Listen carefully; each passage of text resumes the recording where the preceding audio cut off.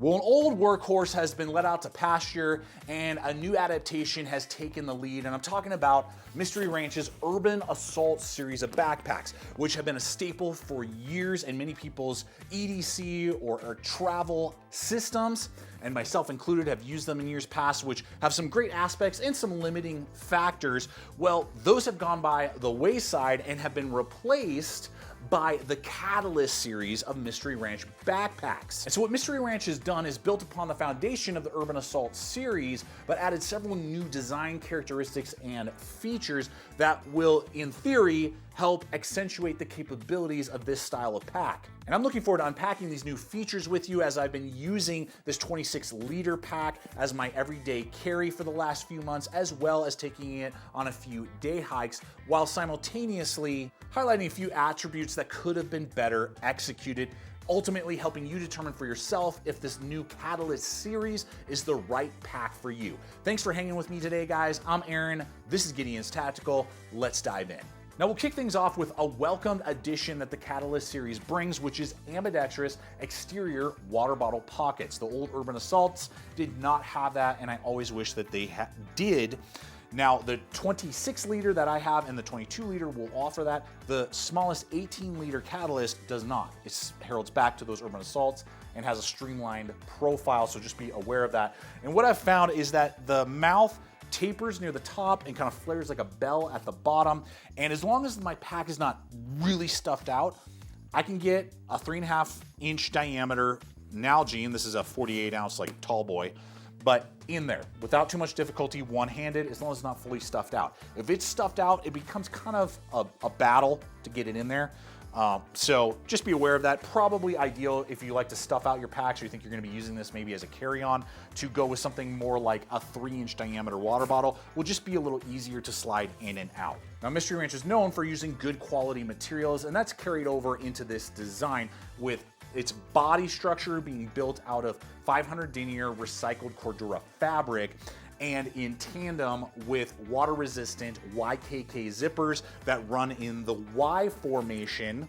That gives you two ways to access the pack. You can either unzip either side and get it access to the main compartment in a dump kind of pack, or you can just unzip the main body and get into a few items, or completely fillet open the main compartment, and then you have all of your gear in here. And there are several new design features inside this main compartment. But before we explore this main compartment, I first want to thank you, the viewers, for spending your time with me today. I hope that this video gives you data, information, and is entertaining, helping you understand what the capabilities and limitations of this piece of gear are. And it is with you, the viewers, in partnership with our sponsors, that empower me to continue to make content just like this. So I do invite you to hit that like button and to consider subscribing if you haven't become part of the Gideonstactical crew yet. Now, as we fillet this main compartment, not only can I get my huge full-size EDC pouch in there, but I can get a good size hoodie at the bottom and still have plenty of spare space for a few other bulky items. And depending on how well you can pack, I could easily see somebody being able to pack out a full weekend's worth of clothing to go visit family, or to just get away with your significant other and not really need any other pack to carry a few basic essentials and a few changes of clothes. Now, this is where there's a lot of new adaptations. One, we have this nice pouch right over here that can easily fit my full-size IFAC, which will fit me and like one other person. It can take care of. I really like that feature. It makes it very easy for me to grab and just throw it in there. Fits that perfectly. Then on the opposite side, we have a couple rows of different elastic bands with shallow sleeves, which allows you to do like flashlights, pens, pocket knives, multi-tools, those type of things. And they're not going to go flying all over the pack, but they're very easy to access for quick acquisition. Then behind that, we have a sleeve that probably for most people you'd put like your compact tablet in, but it will fit up to an 8.75 by 12-inch writing tablet. It's kind of tight in there, but it would be able to fit that in this main compartment. Then as we go above, this is another good feature with a single zipper. We have this mesh pocket. Now it's not super deep, so you're not gonna be able to put like wide, bulky things in there, but you can easily get a few things that you just wanna access quickly, but you want on the inside of the bag, in tandem with two winged pockets, which would easily fit like a headlamp and a multi-tool, or your wallet and your keys. You know, those type of things. I have the Leatherman Surge, which is a beast in one of those wings. So depending on what you think you're gonna do with this pack, regardless if it's just to get to the gym or office, or you're looking at potentially like a low profile EDC or go bag, it has a lot of organizational characteristics to fit either scenario inside the main compartment. As we jump to the top, we have that lid pocket with that water resistant YKK zipper. Again, you zip that open and you have a good sized pocket in here with a mesh bottom, and you are gonna get a nice oversized key keeper with a little kind of carabiner. I do like that feature. And then that is it inside there. Now it will fit a rigid eyewear case without much difficulty. It would have been great for them to like fleece line this pocket. Certain companies like 511, I believe, do that. And that's a really nice feature because you can just put like your phone or like eyewear if you don't have keys in there, and it doesn't, you're not as concerned about it scratching. So that would have been a really nice thing to see, but it is big enough to get like snacks if you're day hiking, or eyewear, different things like that, if you need that, like a rigid case. Then finally, we have two zippers on this main compartment here that I feel like was a little bit of a miss. I don't know why they didn't do this. What we have is a pocket in here that should fit most 17-inch or smaller laptops. And again, check the dimensions based on the size pack that you decide to go with. Now there's a divider sleeve that's a little bit rigid in there, so you could technically put like a tablet and your computer, laptop in there on either side, or magazines or books, and flip, whatever you want to do. Good rigidness on either side, and it does have a floating floor so that if you were to accidentally kind of put it hard on the ground and you didn't have a good case for your tablet or computer, it does give you a little bit of protection in that way. That's all great. There is no attachment for a hydration bag or water bag, bladder. Think of a camel bag. Now those can fit in here, and you can dump that in there, and then you can just kind of zip up the two zippers together, or run it off to one side, run it through in tandem, and it would fully function as a hydration sleeve in here. But there's just nothing to hang that off of, and there's no ports. So it's just kind of an odd aspect that, for a little tiny piece of cloth or paracord or whatever, they could have given you the ability for those who need that or want it, the addition of a water bladder. I don't personally use water bladders except for really like maybe skiing and like mountain biking. That's about the only time that I really use them anymore. But that would have been a nice feature to have. So I don't know why they didn't do that. Now, as we move along to the front end, this is Mystery Ranch packs, having used several of them over the years, both their more technical packs like the Cooley series and Scree series, and also these more like day pack EDC style travel packs. Their yokes are excellent. I've yet to find a yoke that I wasn't just really in love with.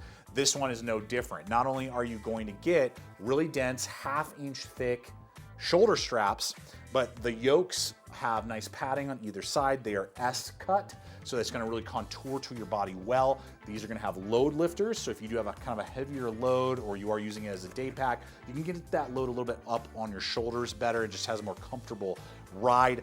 The plastics are going to be D-Flex. I believe it's either A-Flex, no, it's D-Flex. D-Flex plastics, so that's a good quality, dense, durable plastic, and you're gonna get plenty of real estate. This size, this 26 liter, is 20 inches tall.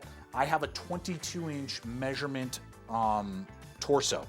So when I'm like measuring out for like a backpack, I'm 22 inches. So at 20 inches high, this fits me. If you're, and I'm 6'2". If you're much taller than that, if you're pushing like 6'4", or you measure bigger on your torso than 22 inches, I would say this is gonna start to become a little bit small on you, but it does fit me well. Now, the sternum straps are removable. This is a different design than what we saw on the old Urban Assaults, where it's a ladder system. There are 3 points. On the lowest point, it will go directly over my sternum, so it fits exactly where it should. No whistle or anything like that, and it's easy to disconnect. And then if you wish, you can just remove it. I tend to do that if I'm carrying it more around town for an extended period of time, and the sternum strap really helps if you were using it on a bike, or if you were like day hiking on the trail. You also get that really nice looped over reinforced grab handle up top to transport or to hang the bag. Now, one piece of equipment that I feel like was missed that they had an opportunity to add since the Urban Assault didn't have this either, is a waist strap. It doesn't have any way to either attach or come with a waist strap. A little tuckable waist strap would have been just a nice feature. I wouldn't use it for probably 80% of the scenarios that I would be carrying this pack in. That would have been a nice simple feature to have and just have it tucked away when they're not being used. But you're not gonna get it on any of these catalysts, just like you didn't have it on the Urban Assault. And leave a comment below and let me know whether or not a waist strap would make sense for you and how you use day packs, or is it just wasted space? Now, one characteristic I always look for in my everyday carry bags that this has is the ability to stand up on its own. This has a nice flat floor that's reinforced, and it makes it very easy for you to rest it down, and it's not gonna immediately just teeter-totter over and fall over, and it becomes this game of kind of laying it all over the place when you get to a coffee shop or you're waiting to board an aircraft. This makes it very easy to just rest it on the ground, and you know it's gonna be standing up when it's time to go. Now, the size of the pack will dictate the price of the pack. Mystery Ranch is not known for being some high-value pack company.